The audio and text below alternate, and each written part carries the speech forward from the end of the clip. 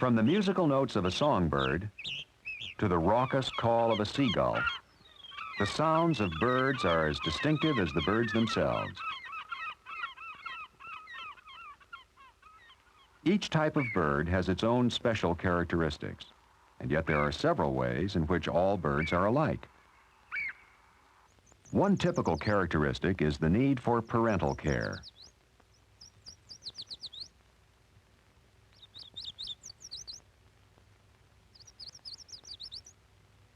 Most birds begin life blind and helpless, and they must be fed by their parents.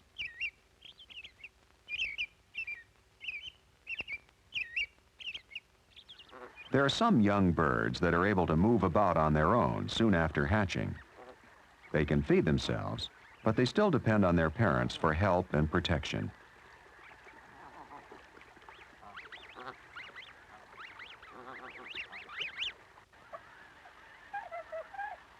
Another way that all birds are alike is that they all share the same basic body structure. Birds are part of a larger group called vertebrates, animals with backbones. In a general way, the body structure of a bird is very much the same as that of other vertebrates. But the body of a bird is also specialized in several ways. Some of the bones found in other vertebrates are missing in the skeleton of a bird. That helps to reduce body weight. Other bones are combined, making the body more rigid and more efficient as a flying machine. Another special adaptation is the structure of the bones themselves. Most of them are hollow. That reduces weight still further without sacrificing strength. A bird has a large breastbone that sticks out in front, providing a place for the attachment of the powerful wing muscles. These large muscles may account for as much as half of the total body weight. There are several other characteristics that help birds to fly. Birds are the only animals with feathers. Most of the body is covered with contour feathers. They're important for flying because contour feathers help give the body its streamlined shape. The feathers actually used in flying are called quill feathers. They're found on the wings and the tail. The quill is a rigid shaft that provides the support needed at the base of the feather. The upper part of the feather is called the vane. This part is flexible, but still firm. Under a magnifying glass, you can see that the vane is made up of many long, thin segments. These are called barbs. Along the edge of each barb are small branches called barbules, with hooks that hold the barbs together. If the barbs separate, the bird can hook them again by using its beak to preen the feathers. This is how it works, something like a zipper.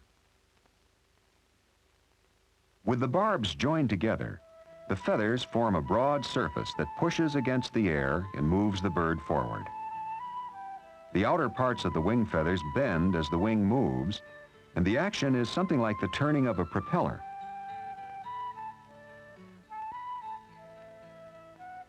Wings, feathers, and powerful flight muscles give a bird the ability to fly, and this ability is reflected in other adaptations of a bird's body.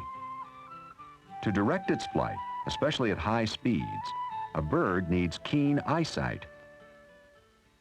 The eyes of a bird are much larger in proportion to body size than the eyes of any other animal.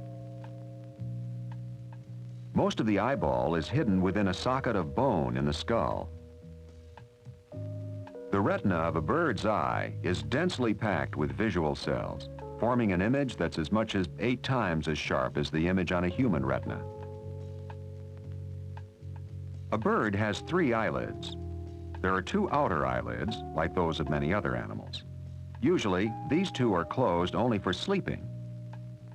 The 3rd eyelid is used for blinking. It moves sideways, cleaning and moistening the eye. Since this 3rd eyelid is transparent, a bird can see even while blinking. Owls are the only exception. They blink with the upper eyelid as well as with the inner transparent one. Keen eyesight helps a bird to find food and to evade predators, as well as to direct its course as it flies. Another requirement for flight is energy. It takes a great deal of energy to overcome the force of gravity, and birds have several adaptations that help to supply the energy they need. It begins with the food they eat. Some birds feed mainly on plants. Many parts of a plant are mostly bulk with very little food value, but there are certain parts, like seeds and fruit, that are rich in food energy, and these are the parts that are most often eaten by birds. Other birds feed on insects, worms, or other animals. This kind of diet is rich in protein, which is a highly concentrated form of food. Also important is the fact that a bird has a rapid and efficient digestive system. Food can be transformed very quickly into the energy that a bird needs in order to fly. And a bird also uses energy from food to maintain a high body temperature. That's why birds are called warm-blooded animals, a characteristic that they share only with mammals. Because birds are warm-blooded, they can remain active in winter as long as they can find enough food to maintain their body temperature. Some food may be stored as a layer of fat, and that helps to provide insulation and prevent the loss of body heat. Birds have more feathers in winter than they do in summer, and feathers give additional protection from the cold. In fact, feathers provide even better insulation than the fur of a mammal.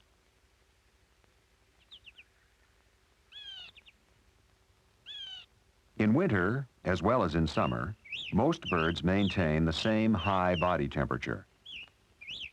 Depending on the species, that temperature is in the range of about 104 to 108 degrees Fahrenheit, or 40 to 42 degrees Celsius, several degrees warmer than the body temperature of an average mammal.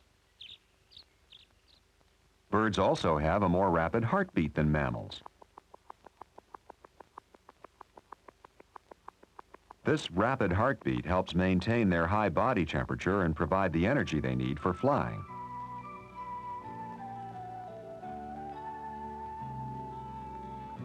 So all birds are alike in many ways. And yet each type of bird is adapted in its own way to a particular environment and way of life. There are birds that are able to soar, to ride on currents of air, flying with little or no movement of their wings. Some birds have long, narrow wings that are well suited for soaring at low altitudes over the ocean. This kind of soaring depends on variations in the horizontal winds that blow across the water. There are other birds that soar over land. These birds have broad wings, and they soar at high altitudes, riding on the vertical currents of air that rise over warm ground. Other birds have wings that are adapted for long-distance flying as they migrate with the changing seasons. Geese and some other birds have long wings that make it possible to fly at high speeds. The large breast muscles of these birds are well supplied with blood vessels, and that makes it possible for the muscles to produce the continuous energy needed throughout the flight.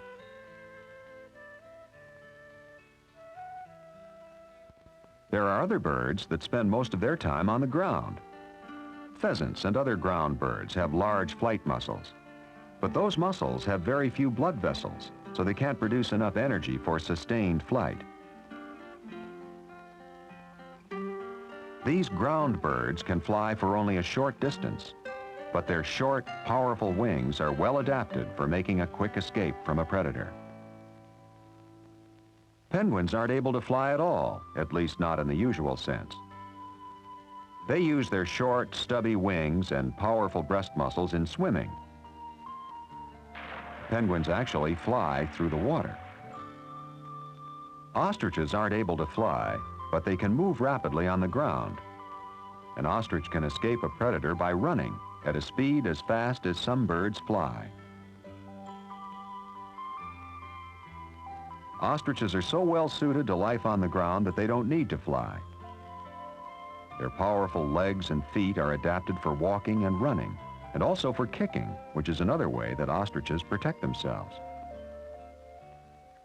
The feet of other birds also have special adaptations. A perching bird has 3 toes in front and 1 in back. Strong muscles in the legs lock the toes in a firm grip that keeps the bird on its perch even while asleep. A climbing bird has only 2 toes in front, but it has 2 back toes that help to brace the bird as it climbs.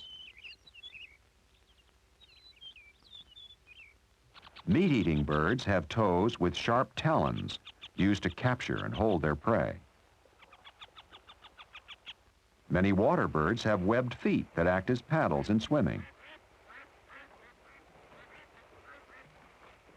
Some ground birds have feet with claws that are adapted for scratching the ground in search of food. The beak of a bird is also adapted to a specific way of life. Some birds, like a cardinal, have heavy beaks used in cracking hard seeds. The long, slender beak of the hummingbird is used to sip nectar from flowers. Birds of prey have sharp, hooked beaks, well suited to tearing meat. A crane, like other wading birds, uses its long beak to probe the water and catch fish and other small animals. And the broad, spoon-like beak of a duck is used as a strainer. Most ducks feed on underwater plants, and they hold the food in their beaks until the water is drained out through the sides. In the shape and use of the beak, and in many other ways, each type of bird is adapted to its environment and its way of life.